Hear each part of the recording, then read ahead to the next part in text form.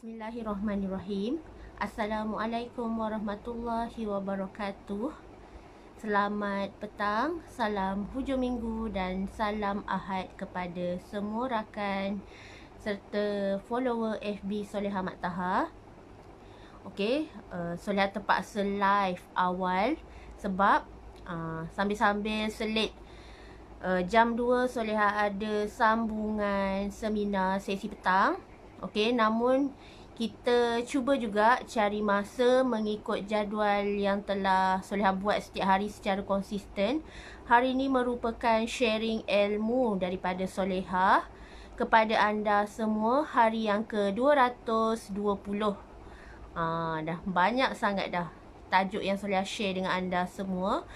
Okey, ada siapa sekarang ni yang bersama-sama dengan live Soleha? Hai Reha, hai Kak Ida. Okey, kita mulakan majlis sharing ilmu kita dengan selawat dan juga doa, insya-Allah. Allahumma salli ala Sayyidina Muhammad wa ala alihi Muhammad. Allahumma salli ala Sayyidina Muhammad wa ala alihi Muhammad. Allahumma salli ala Sayyidina Muhammad wa ala alihi Muhammad. Bismillahirrahmanirrahim. Allahumma aftah alaina hikmataka wa ansyur alaina min hazaini rahmatika ya arhamar rahimin. Rabbi syrahli sadri wa yassirli amri wahlul 'uqdatan min lisani yafqahu qawli. Amin ya Allah ya mujib. Okey, boleh tolong share dan boleh tolong kongsikan Soleha punya link FB Live pada hari ini laju-laju supaya lebih ramai yang akan dapat sebaran ilmu yang bermanfaat, insya-Allah. Tajuk hari ini adalah tanda ajal semakin dekat. Apakah ia? Adakah kita semua ni sudah bersedia? Sudah cukupkah amalan dan bekalan yang kita persiapkan untuk meniti hari-hari akhir kita? Okey. Ada 3 perkara yang Allah telah jamin akan berkekalan pahalanya sehingga kita, walaupun kita dah mati dan meninggal dunia, 3 perkara ni akan menjadi pahala, ladang pahala yang berkekalan untuk kita, iaitu yang pertama adalah ilmu bermanfaat yang kita sebarkan, yang kedua adalah doa anak soleh-solehah, yang ketiga adalah tabung sedekah amal jariah. Adakah kita take note ketiga-tiga kriteria ni? Adakah kita cakna dan adakah kita ambil berat terhadap ketiga-tiga ini? Okey, mana-mana yang belum pernah dengar, mana-mana yang belum pernah ambil tahu pun selama ni, bolehlah kita cek balik apa yang kita nak persembahkan, apakah bekalan kita ni sudah cukup ke belum, ataupun adakah kita ni dah ready dah, andai Allah cabut nyawa kita esok, sudahkah kita bersedia untuk berhadapan dengan pemilik segala isi alam ni? Okey, thank you Reha sebab share ke grup-grup. Okey, semoga pahala mengalir terus kepada mereka yang terus berkongsi ilmu, berkongsi manfaat, insya-Allah. Okey, berkaitan dengan tajuk Soleha hari ini adalah tanda-tanda ajal semakin dekat. Sudah tentu Allah ada menunjukkan tanda-tanda sebelum seseorang itu meninggal dunia. Ada yang kita perasan, kadang-kadang dia punya peribadi, dia punya sikap, dia punya attitude tiba-tiba berubah 100%. Ada yang berubah sedikit, ada yang kita perasan tiba-tiba macam dia punya perangai dah lain. Itu adalah antara tanda-tanda kematian yang semakin dekat dengan dirinya. So, kita akan perasan kalau tiba-tiba orang sekeliling kita ni pelik-pelik je. Tiba-tiba orang kata buang tabiat tu. So, kita perhatikan. Selalunya, itulah bila golongan nenek-nenek atau atuk kita ni semakin dah di mamah usia, dia punya perangai pun kita tengok dah lain dah. Dari segi permintaan dia kadang-kadang terlampau keanak-anakan. Itulah dia. InsyaAllah selagi mereka ada dekat dunia ni, kita layanlah penuh dengan kasih sayang. Tunaikan hajat mereka, gembirakan hati mereka selagi mereka masih ada dekat dunia ni. Jangan bila mereka dah tak ada, barulah kita nak meratap, barulah kita nak menangis teruk-teruk. Semua tu dah tak berguna. So, hargai dan ambil masa yang ada sekarang ni, kita layan dan santuni mereka sehabis baik, insya-Allah. Okey, tanda yang pertama, seseorang itu dah hampir kepada ajal dan kematiannya apabila nafsu makan dia berkurang. Tiba-tiba contohlah sebelum ni kita tengok badan dia sihat, badan dia agak comel, and then tiba-tiba kita tengok, kita perhatikan tiba-tiba dia dah tak lalu nak makan, tak selera nak makan. Sebab tu kalau mak ayah kita di kampung tiba-tiba ada satu perangai yang tak selera nak makan ni, hati kita dah susah dah, hati kita dah gundah gulana. So bila tanda-tanda dia dah kurang makan, tak nak makan nasi, badan pun makin susut, makin kurus. So, ini adalah antara salah satu tanda ajal semakin dekat. Allah letakkan tanda, Allah berikan tanda kepada kita bila mana seseorang tu selera dia dah tak kurang, selera dia nak makan pun dah tak selera macam orang lain. Nafsu makan tu dah tak ada dah. Okey. Yang kedua, tanda ajal semakin dekat dengan kita adalah bila mana seseorang tu banyak tidur. Banyak tidur bukan apa. Yes, sekarang ni memang waktu PKP, memang kebanyakan orang tidur pun dah tak menentu. Tapi di sini yang Soleh nak bagi tahu apa itu maksud banyak tidur tu. Bila sebelum ni, kita selalu tengok dia kurang tidur. Kita selalu nampak dia tidur 5 hingga 6 jam je sehari. Tiba-tiba keesokan harinya, hinggalah mencecah hingga 1 minggu, kita tengok perangai dia tiba-tiba dia asyik tidur je. Tidur sepanjang hari, tidur yang macam terlampau penat badan dia. Rupa-rupanya itu tanda yang Allah tunjukkan dekat kita bahawa ajal dia semakin dekat, di mana badan dia dah kolaps, badan dia dah penat sangat-sangat, dia rasa macam nak rehat lama-lama. So dia terus melayan, rasa nak tidur je. Itu adalah tanda-tanda di mana ajalnya semakin dekat dengan dia. Dia rasa macam penat sangat hidup ni. So, dia banyak berehat dan hanya banyak berbaring di atas katil. So, kita risaulah kan. Kenapa tiba-tiba mak ayah kita ni selama ni okey je. Boleh berkebun, boleh buat aktiviti harian macam biasa, normal. 5-6 jam je tidur. Tapi sejak minggu kebelakangan ni, tiba-tiba tidur dia lain macam. Lain macam tu yang Allah tunjukkan sesuatu. Di mana rupa-rupanya itulah saat-saat detik-detik terakhir ibu bapa kita ni, rupa-rupanya Allah tunjukkan tanda dia lebih banyak nak tidur, dia lebih banyak senyap, lebih banyak menyendiri. Rupa-rupanya sebab ajal yang bakal menjemput semakin dekat dengan dia. Yang ketiga, tanda ajal tu semakin dekat dengan seseorang adalah apabila dia menjadi kurang sosial. Maksudnya dia suka bersendiri, tak suka bercakap dengan orang. Sebelum ni dia becok. Bukanlah, sebelum ni dia peramah. Bukan becok. Sebelum ni dia peramah, dia friendly. Tiba-tiba satu saat tu, tiba-tiba dia rasa macam diri dia lost, alone, sorang-sorang. Dia duduk kat bilik sorang-sorang, tak nak keluar, tak nak bergaul dengan jiran-jiran. Jiran-jiran pun pelik. Mana makcik Kiah sebelah rumah ni tiba-tiba lama tak nampak muka dia, sihat ke dia? Elok ke dia ni? Ada apa-apa khabar berita ke? Rupa-rupanya Allah tunjukkan tanda dia ni kurang nak bercakap dengan orang, suka menyendiri, tak nak bergaul dengan orang. Sebabnya itulah tanda-tanda Allah letakkan dekat dalam diri dia bahawa kematian semakin hampir dengan dia.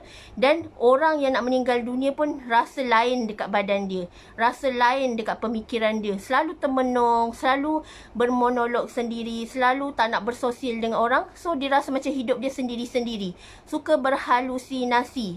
Macam tu. Okey, yang keempat, tanda seseorang ni ajal dia semakin dekat adalah otot yang melemah. Macam Soleh bagi tahu tadi, dia ada kaitan lah. Bila dia banyak tidur, otot dia pun lemah, asyik terbaring je. Suruh makan ubat, tak nak makan ubat. So, dia punya badan jadi lemah. Imunisasi badan dia jadi drop. Dia tiba-tiba rasa tak berdaya, rasa nak baring, rasa nak berehat je. Tak nak jumpa orang. Selera pun dah berkurangan. So, itulah tanda otot-otot dia melemah, nak berkebun tak lalu. Sebab tu orang yang sihat walafiat ni, aktiviti yang terbaik adalah beriadah bersama keluarga, berkebun, melakukan aktiviti yang bermanfaat supaya peluh ni keluar. Macam kita buat kerja rumah ke, memasak, sapu lantai ke, kemas rumah ke, apa saja yang boleh mengeluarkan peluh dan berfaedah. Kiranya tak saja-saja duduk, kiranya kita ada aktiviti yang berfaedah ni, kita manfaatkan. Biarlah peluh-peluh kita ni keluar setiap hari. Dan supaya otot kita ni sendiri kuat. Dan tanda-tanda orang yang nak meninggal dunia ni, otot dia semakin melemah, otot dia dah rasa longgar-longgar, tak kuat dah, berjalan pun nak kena pakai tongkat. Itu adalah antara tanda-tanda ajal dah semakin mendekat. Allah letakkan tanda, Allah tunjukkan tanda dekat kita. Seseorang ni tiba-tiba badan dia lemah je, dia tak lalu je, dia tak berdaya je. Inilah dia tanda-tanda ajal semakin dekat dengan dirinya. Okey, yang kelima. Yang kelima adalah mengalami kebingungan. Bingung macam mana tu? Selalunya, kadang-kadang bila kita jumpa someone, makcik kita ke, saudara kita ke, makcik saudara ke, mak saudara, tiba-tiba bila kita jumpa dia, dia macam blur-blur pandang kita. Engkau ni siapa? Tiba-tiba dia macam tak ingat kita. Dia bingung, engkau ni siapa? Padahal saudara.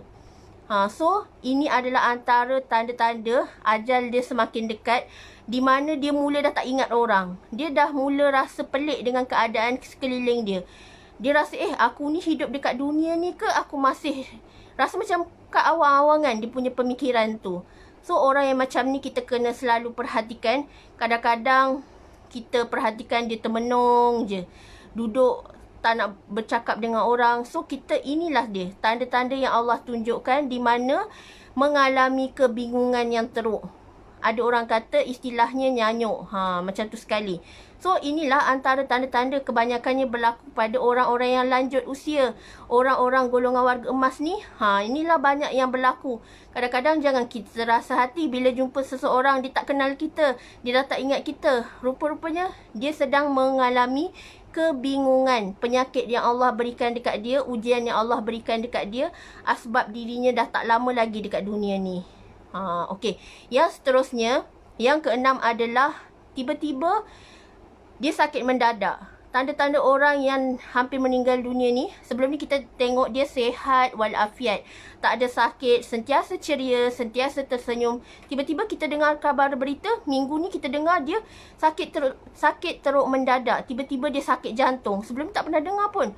Rasa macam dia sihat je, rasa macam dia aktif je selama ni. Rupanya Allah uji dia dengan sakit yang sangat kritikal. Tiba-tiba kita tengok, dengar cerita dia sakit kanser, dia sakit radang paru-paru ke, dia sakit jantung ke, tiba-tiba je Allah bagi kesakitan, tiba-tiba sakit yang sangat teruk, kritikal.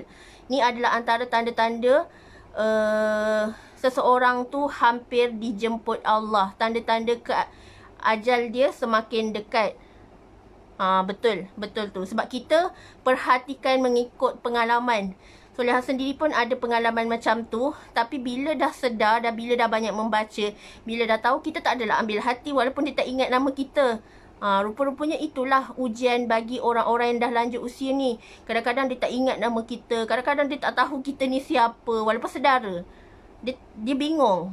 Okey, yang seterusnya, yang ketujuh adalah pernafasan yang laju ataupun semput.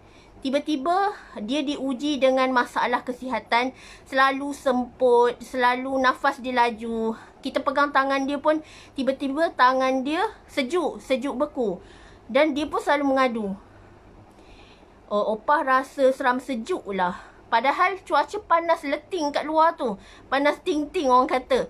Tapi tiba-tiba dia mengadu kat kita, dia nak pakai selimut, dia rasa sejuk sangat-sangat. Itu adalah antara tanda-tanda orang yang hampir meninggal dunia.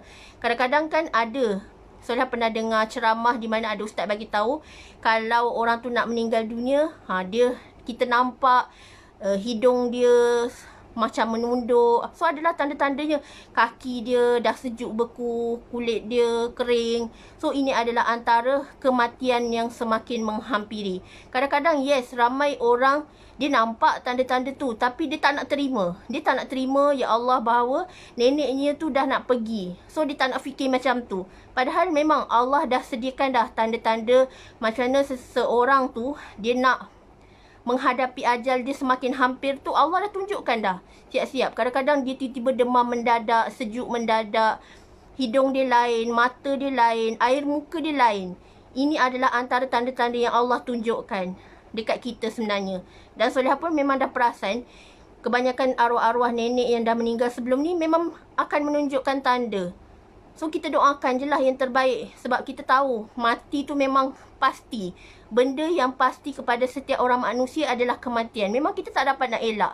Just cara kita adalah doakan dia diberi kemudahan pengakhiran, husnul khatimah. Ini yang kita mampu doakan. Sebab kematian memang mencemburui setiap manusia. Kita tak dapat nak elak benda ni. Sampai hari kiamat pun kematian adalah satu perkara yang memang akan sentiasa mengetuk kita punya kehidupan. Adakah nama kita telah gugur? Daun yang tertulis nama kita tu telah gugur. Tanda kita akan dijemput oleh malaikat yang mencabut nyawa kita.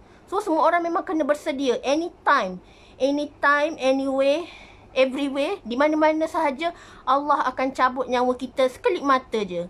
So persiapkan diri kita dengan amalan yang banyak, bekalan yang cukup, insya-Allah. Dalami ilmu agama banyak-banyak, amar makruf nahi mungkar, dekatkan diri kita dengan Allah. Ajar anak-anak kita dengan ajaran Islam yang sebenarnya. Suami dan isteri kita, kita ajarkan ilmu agama. Saling ingat mengingati bahawa diri kita ni semakin dekat dengan kematian. Setiap hari kena ingat. Okey, yang terakhir, tanda-tanda kematian tu semakin hampir dengan seseorang adalah di mana tiba-tiba suhu badan dia menurun. Metabolisme dia tu semakin rendah, di mana imunisasi badan dia pun rasa low, down, dia rasa macam tak ada dekat dunia ni. Badan dia rasa terlampau ringan, berat badan turun mendadak, makan tak selera. So inilah tanda-tanda antara yang Allah tunjukkan sebelum seseorang itu mengalami di akhir-akhir ajal dia. Inilah yang kita nampak. Kadang-kadang yes kita perasan, tapi kita saja nak sedapkan hati. Kita kata tak apa ni, nyawa opah panjang lagi. Tapi memang Allah dah tunjukkan bahawa dia punya ajal adalah sekadar itu sahaja. So kita doakan dia, selalu bacakan Yasin supaya dia dapat menghadapi sakaratul maut tu dengan sangat mudah. Yes, memang sakaratul maut tu sangat menyakitkan. Nak tarik nyawa seseorang manusia tu ibarat menarik duri-duri di hujung tekak tu. Ibarat kesakitannya tu. Sebab tu kita kena doa, ya Allah, semoga kami-kami semua ni meninggal dunia dalam husnul khatimah, dipermudahkan semua urusan, waktu pengebumian, waktu dimandikan, waktu dimakamkan, waktu dikafankan, semua mudah dan lancar, insya-Allah. Ini yang kita harapkan.